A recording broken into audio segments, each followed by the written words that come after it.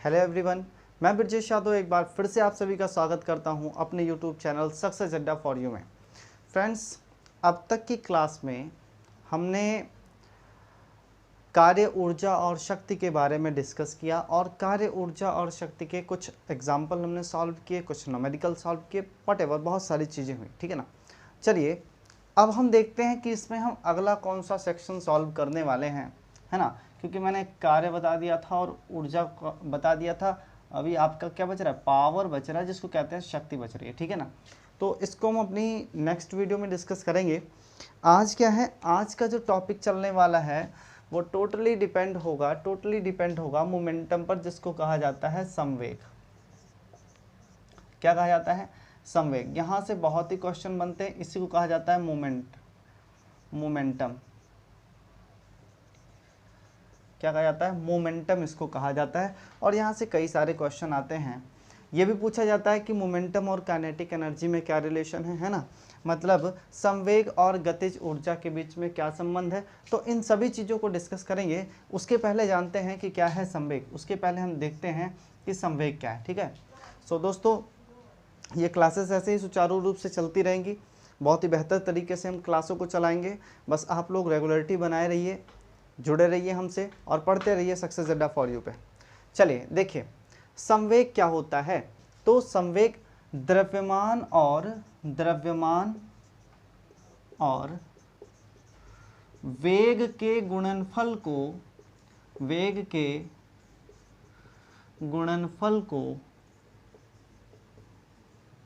को संवेग कहते हैं। क्या कहते हैं? संवेग कहते हैं, ठीक है भाइयों। क्या होता है? द्रव्यमान और वेग के गुणनफल को क्या कहते हैं? संवेग कहते हैं। इसे P से प्रदर्शित किया जाता है।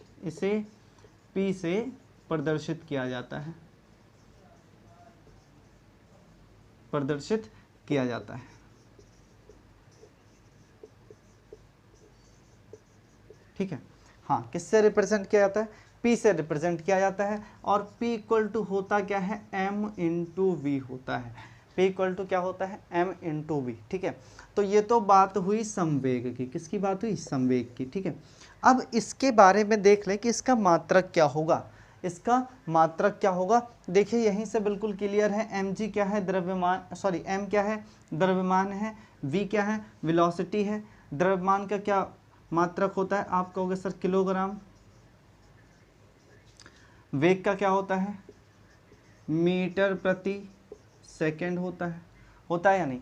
तो क्या मात्रक बन गया? किलोग्राम इंटू मीटर प्रति सेकंड। क्या बन गया? किलोग्राम इंटू मीटर प्रति सेकंड। ये इसका क्या बन गया? मात्रक बन गया, ठीक है ना। देखिए, किलोग्राम इंटू मीटर पर सेकंड हुआ ये मात्रक। अगर बात कर लें विमीय सूत्र की, तो किलोग्राम के लिए क्या लिखते हैं आप? केजी, और केजी को हम m से रिप्रेजेंट करते हैं, द्रव्यमान को, है ना। मीटर के लिए किससे रिप्रेजेंट किया जाता है? L से रिप्रेजेंट किया जाता है। और समय को किससे? T से रिप्रेजेंट किया जाता है। लेकिन ध्यान दीजिए, समय क्या है? यहाँ बटा में है। अगर इसको हम गुणा में लिखें, अगर किस में लिखें? गुणा में लिखें मीटर के साथ, तो क्या हो जाएगा? इन्वर्स हो जाएगा। तो टाइम भी हम यहाँ पे क्या कर देंगे? इन्वर्स लगा देंगे। mLT⁻⁻1 इसका विमीय सूत्र हो जाएगा, ठीक है ना। mLT⁻⁻1 हो जाएगा विमीय सूत्र। ये रहा आपका मात्रक और इसे कहा जाता है संवेग। पूरे संवेग की फुल डेफिनेशन, ठीक है ना। ये चीज़ें समझ में आ रही हैं आपको? कोई दिक्कत तो नहीं है? हाँ बिल्कुल, आप लोग कमेंट करते रहें अगर कोई प्रॉब्लम होती है। जल्दी जल्दी इसका स्क्रीनशॉट लीजिए, फिर चलते हैं अगले टॉपिक की तरफ, अगले पड़ाव की तरफ।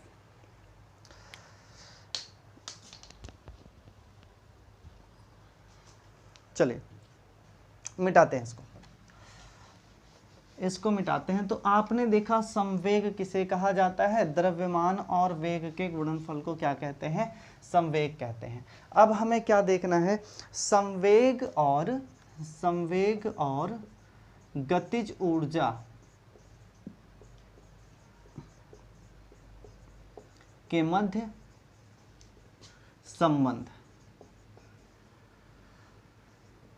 ठीक है ना। संवेग एवं गतिज ऊर्जा के मध्य क्या संबंध है, क्या रिलेशन है, यही हमें डिस्कस करना है। What is relation between kinetic energy and momentum, ठीक है ना। ये चीज़ें हमें डिस्कस करनी है, ठीक। तो देखो आपने देखा काइनेटिक एनर्जी गतिज ऊर्जा क्या होती है, गतिज ऊर्जा क्या होती है, मैंने पढ़ाया आपको कि K इक्वल टू क्या होगा, हाफ mv स्क्वायर, होती है या नहीं, बोलो भाई होती है या नहीं। अगर बात करें मोमेंटम की तो P इक्वल टू क्या होता है, P इक्वल टू होता है mv, बोलिए होगा या नहीं होगा। अब हमें क्या बताना है कि इसके और इसके बीच में क्या रिलेशन है, यही चीज़ बतानी है।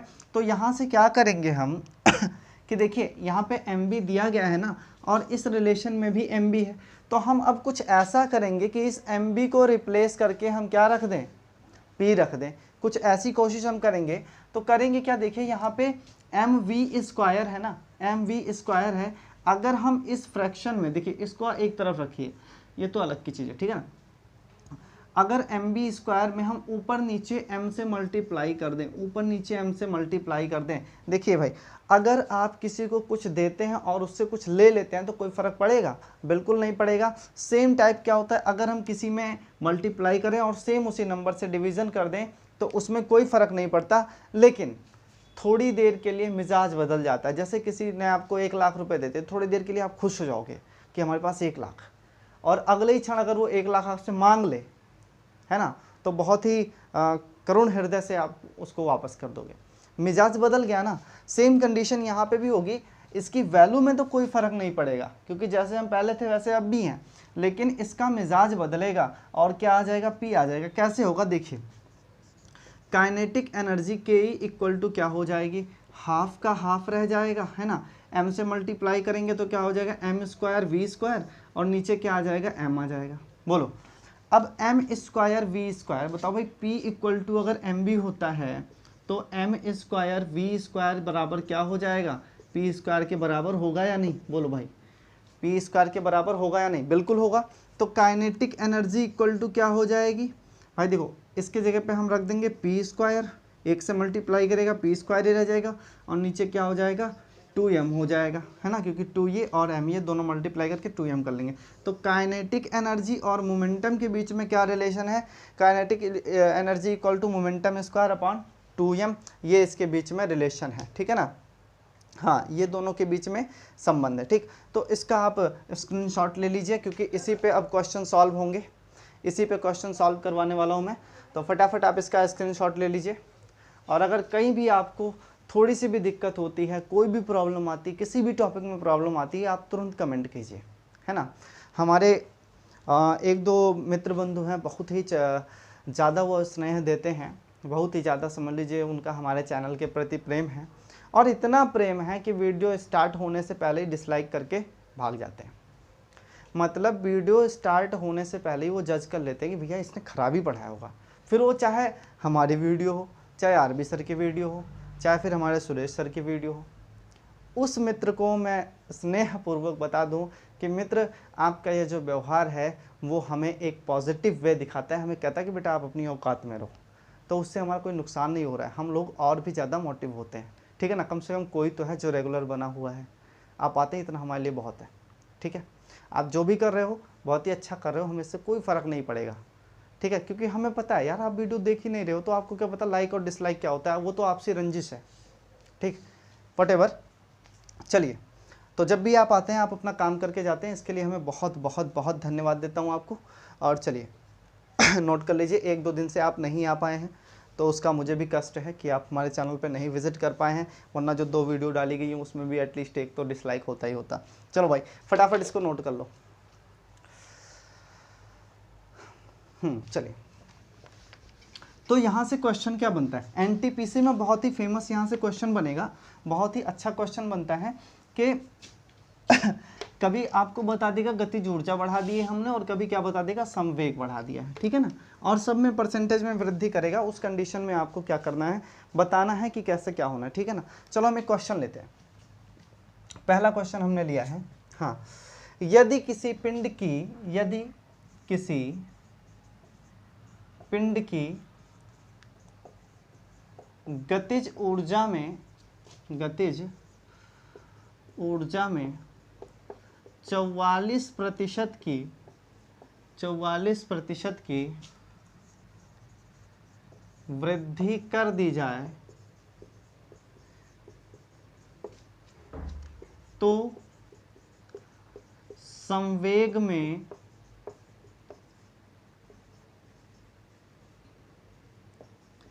कितने प्रतिशत वृद्धि होगी, ठीक है ना, संवेग में कितने प्रतिशत वृद्धि होगी, ठीक है।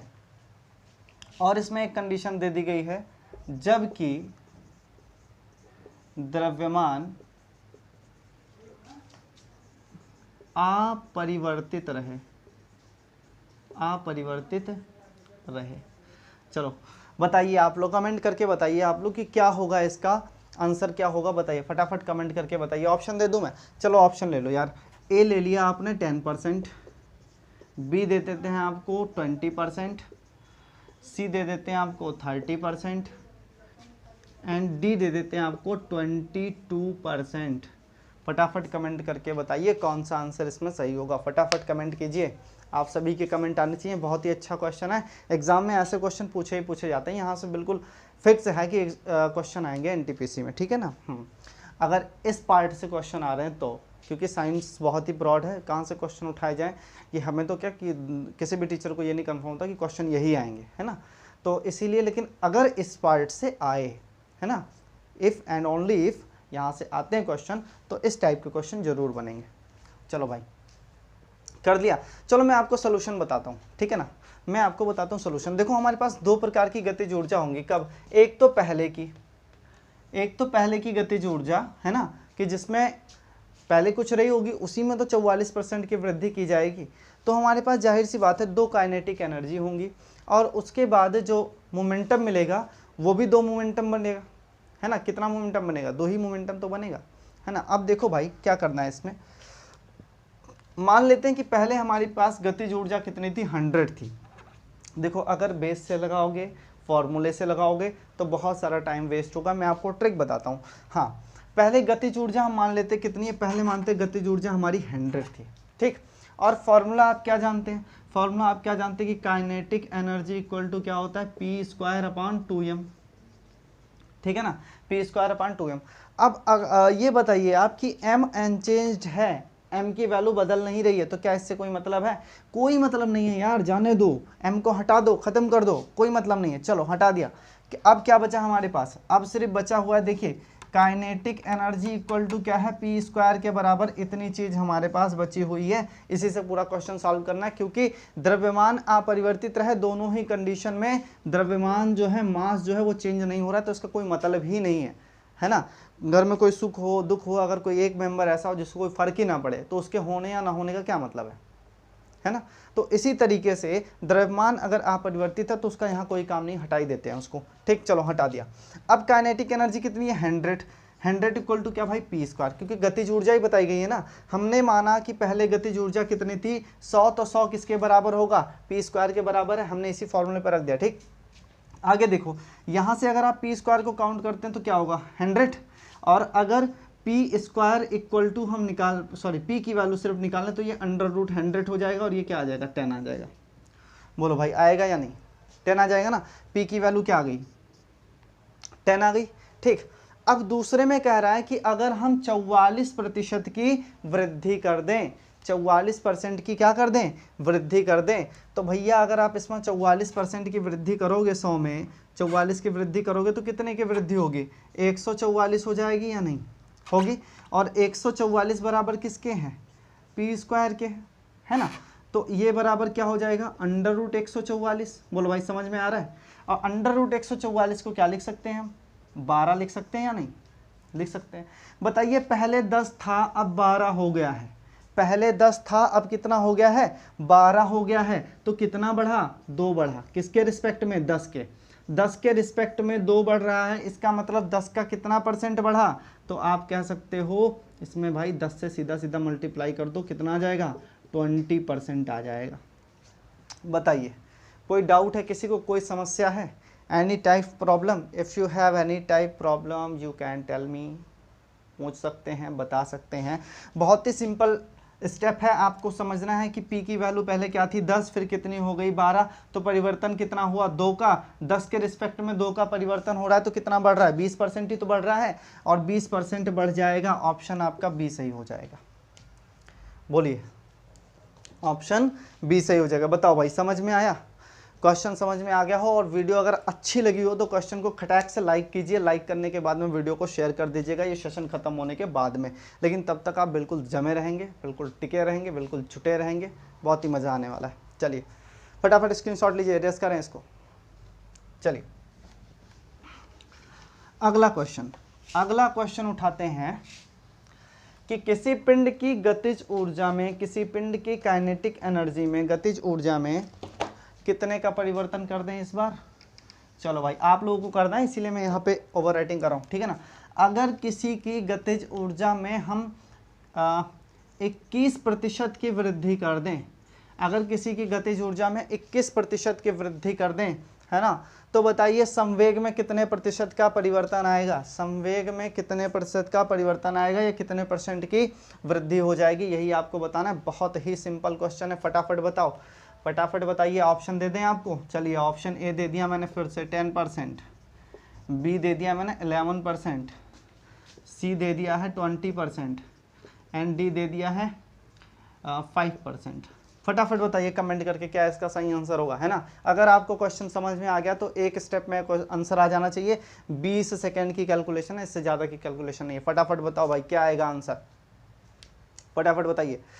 चलिए देखिए क्वेश्चन को देखते हैं, फटाफट आप लोग कमेंट करते रहिए। क्वेश्चन को देखते हैं, 21 है, पहले हम क्या मानेंगे भैया 100 था, है ना, 100 था, और ये किसका था भाई, काइनेटिक। देखो फिर से मैं एक बार कर देता हूँ, काइनेटिक एनर्जी इक्वल टू क्या होती है भाई P²। ठीक, काइनेटिक एनर्जी कितनी हम पहले मानेंगे, पहले मान लिया हमने कि ये कितनी है 100 है, पहले कितनी मानी 100 है, ठीक है। जब 100 काइनेटिक एनर्जी है तो P² की वैल्यू बराबर 100 के है, this implies that P equal to क्या हो जाएगा √100, और 100 की वैल्यू क्या आ जाएगी 10।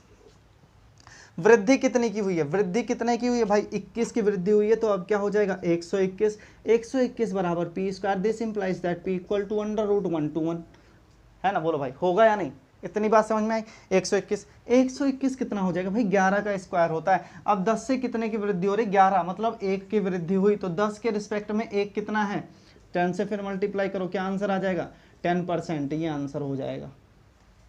बताइए समझ में आ रहा है, कुछ टाइम लग रहा है, कुछ भी नहीं, मुझे तो समझाना है इसीलिए मैं लिख रहा हूँ, नहीं समझाना होता तो मैं इतना ही करता, है ना। 100 का स्क्वायर रूट करता 10 आता, 1 to 1 का स्क्वायर करता कितना था 11, और 10 के रिस्पेक्ट में 11 निकाल लेता, 10% आंसर आ जाता। बोलो भाई कोई दिक्कत हो तो बताओ, बिल्कुल कोई प्रॉब्लम नहीं है। फटाफट फटाफट क्वेश्चन आप लोग सॉल्व करते जाइए।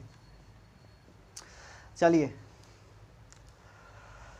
फटाफट बताइए, मज़ा आ रहा है क्वेश्चन करने में, मज़ा आ रहा है, ऐसे क्वेश्चन आए तो छूटने नहीं चाहिए। चलिए अगला क्वेश्चन, नेक्स्ट क्वेश्चन इसी टाइप का, बिल्कुल टाइप यही रहेगा, कमेंट आपके धड़ाधड़ आने चाहिए, है ना।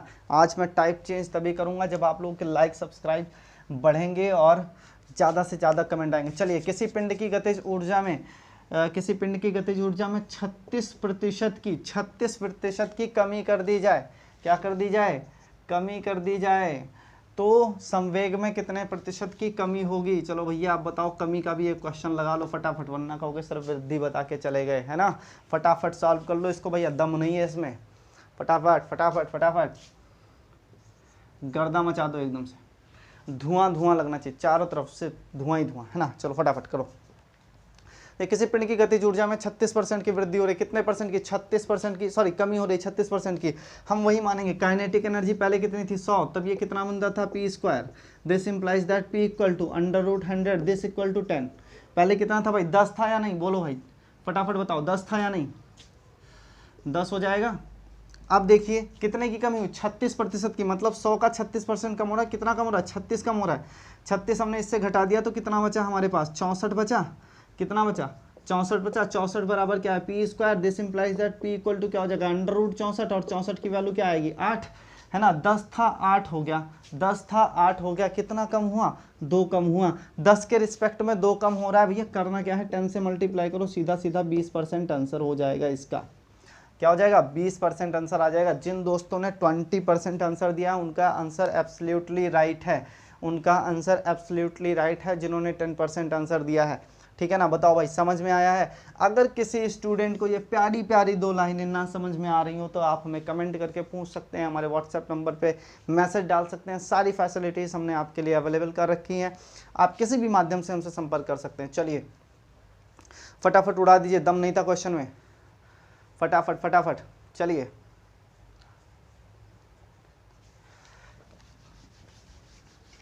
चलिए अगला क्वेश्चन सॉल्व कीजिए, सेम टू सेम इसी टाइप का, बिल्कुल सेम इसी टाइप का। यदि किसी पिंड की गतिज ऊर्जा में 19% की कमी कर दी जाए, 19% का डिक्रीमेंट कर रहे हैं भाई, 19% की कमी कर दी जाए तो संवेग में कितना परिवर्तन होगा? फटाफट बताओ, संवेग में कितना परिवर्तन आ जाएगा? फटाफट कमेंट करके बताइए, कोई दम नहीं है इसमें, बिल्कुल चुटकियों का काम है भैया, सेकंडों में होना चाहिए। देखिए पहले कितना था 100, तो पी की वैल्यू कितनी आ जाती है 10। अब मैं बार बार नहीं कैलकुलेट करूंगा, ठीक है ना। अब कितना कर दे रहे हैं हम, 19% घटा दे रहे हैं, तो बचा कितना? ये 81 बचा। 81 बराबर, तो पी की वैल्यू क्या आ जाएगी? √81 है ना। √81 बराबर कितना हो जाएगा? 9। 10 था अब 9 हो गया, कितना घटा भाई? 1 घटा। कितना घटा? 1 में फिर से 10 से मल्टीप्लाई किया, आंसर क्या है? 10%। बोलो समझ में आ रहा है या नहीं? क्यों? क्योंकि 10 के रिस्पेक्ट में 1 कितना है? 10% ही तो है। कुछ नहीं करना है, सिंपल सिंपल कर दो यार, कोई दम नहीं बचा है। बिल्कुल इजी क्वेश्चन है, बिल्कुल सॉफ्ट क्वेश्चन है, कहीं कोई दम नहीं है, फटाफट कैलकुलेट करना है आपको। चलिए हो गया, बताओ भाई समझ में आ रहा है? क्लास कैसी लग रही है आप लोग कमेंट करके बताते रहे, मैं बड़े अच्छे अच्छे क्वेश्चन ले रहा हूँ, ठीक है ना। चलो अब क्वेश्चन को रिवर्स कर देते हैं भाई, क्वेश्चन को क्या कर देते हैं? रिवर्स कर देते हैं। इसी टाइप का क्वेश्चन बहुत हो चुका है ना, अब क्वेश्चन को थोड़ा सा रिवर्स करेंगे, है ना। और रिवर्स क्या करेंगे? अभी तक हम गतिज ऊर्जा में परिवर्तन कर रहे थे, अब किस में परिवर्तन करेंगे? इस बार हम संवेग में परिवर्तन करेंगे और बताएंगे गतिज ऊर्जा कितनी बढ़ जाएगी, ठीक है ना। चलो भले ही आप 2 चीज़ें सीखो यार, लेकिन 2 चीज़ें ऐसी सीख लो कि ज़िंदगी में भूलो ना, ठीक है। चलो चलते हैं, लिखिए नेक्स्ट क्वेश्चन लेते हैं। यदि किसी पिंड के संवेग में 30% की वृद्धि कर दी जाए एवं द्रव्यमान को स्थिर रखा जाए तो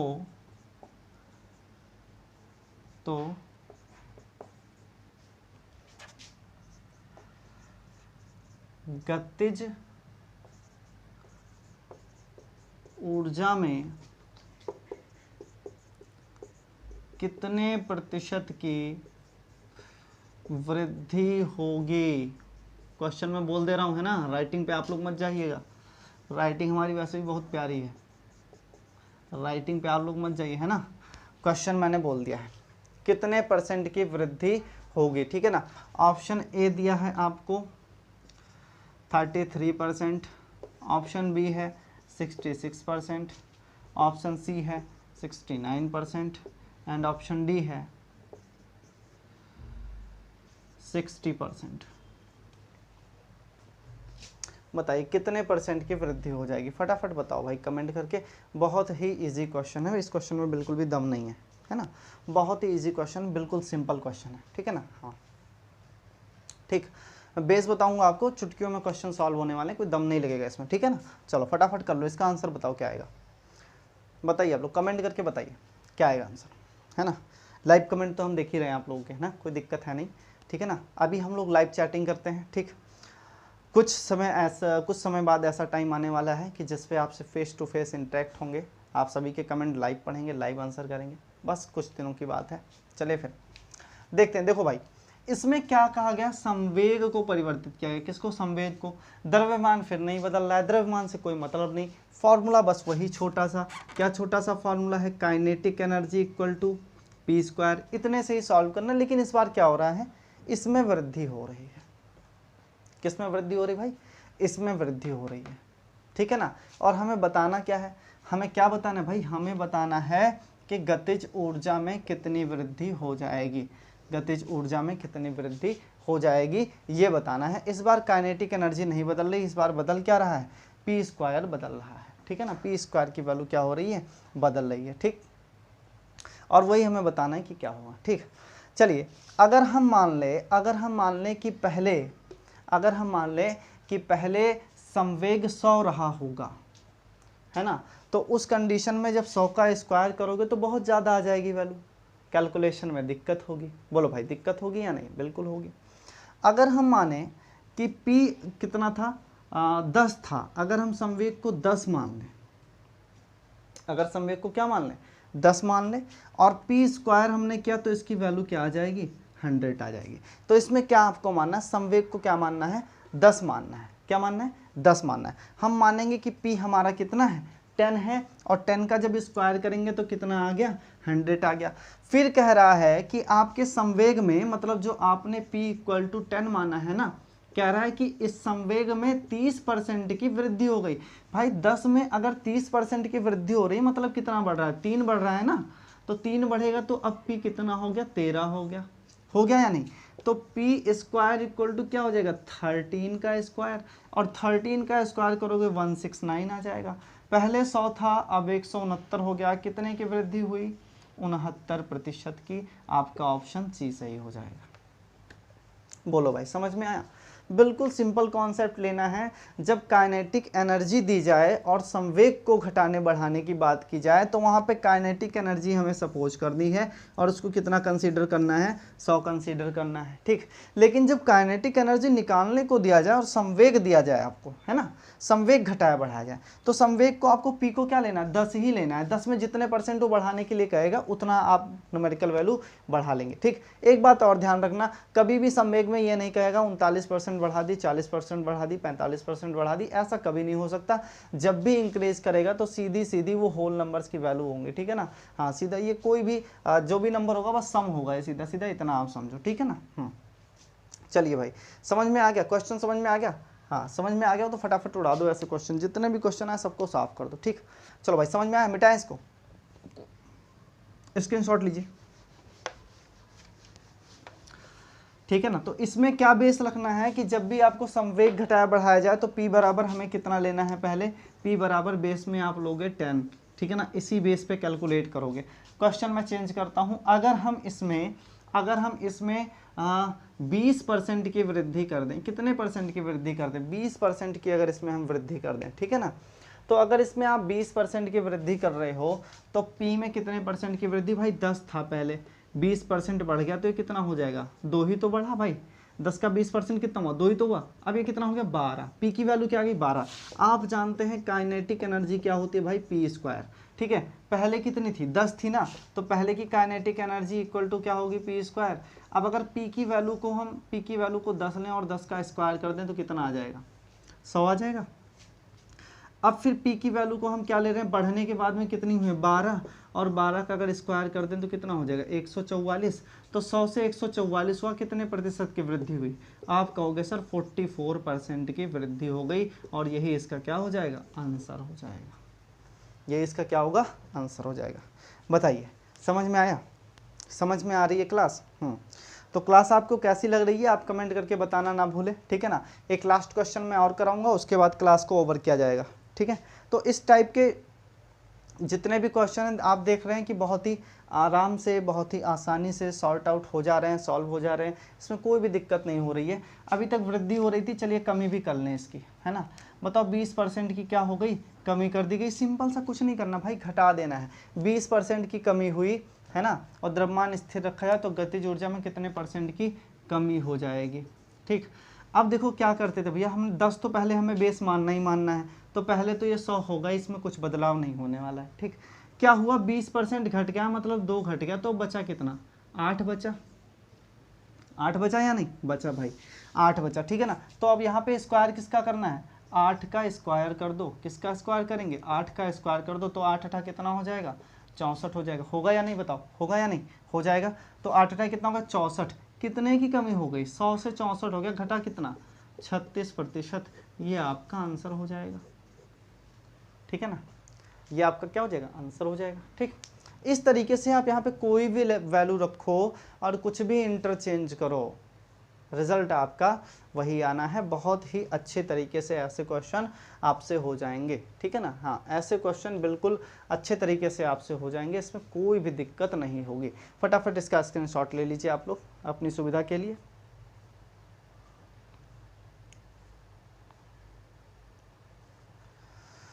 चलिए एक और इम्पॉर्टेंट क्वेश्चन है, उसको भी करवा देते हैं, फिर आगे क्लास को एंड करने के बारे में सोचा जाएगा। आप सभी लोग अपना सहयोग बिल्कुल बनाए रखें। कुछ ही दिनों में ये क्लासेस सब डिजिटल होने वाली हैं, फिर आपको पढ़ने में और हमें पढ़ाने में बहुत ही मज़ा आएगा, ठीक है ना। चलिए क्वेश्चन है कि m द्रव्यमान की एक गेंद, m द्रव्यमान की एक गेंद v वेग से एक दीवार से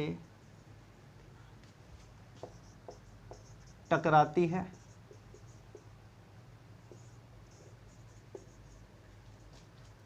और उसी वेग से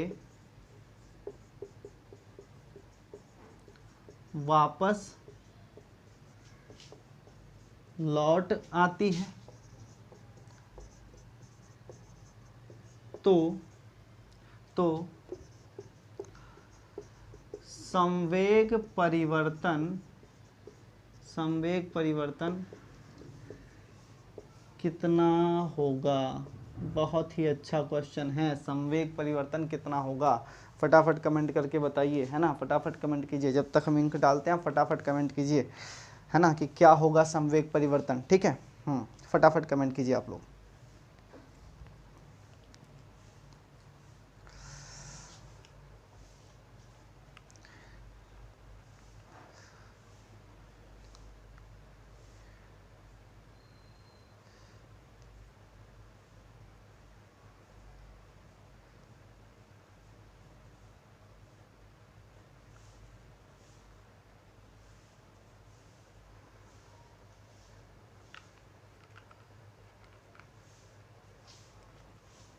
चलिए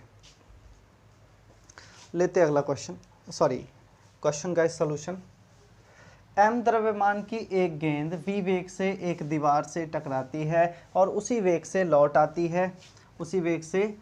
आती है, तो संवेग परिवर्तन कितना होगा। संवेग परिवर्तन कितना होगा, आपसे क्या पूछ रहा है, आपसे पूछ रहा है संवेग परिवर्तन क्या होगा, डेल्टा पी की वैल्यू पूछ रहा है। तो डेल्टा वी इक्वल टू क्या हो जाए, डेल्टा पी इक्वल टू क्या हो जाएगा भाई, संवेग परिवर्तन होगा पी बराबर क्या होता है, एम वी होता है, तो ये भी डेल्टा एम वी हो जाएगा।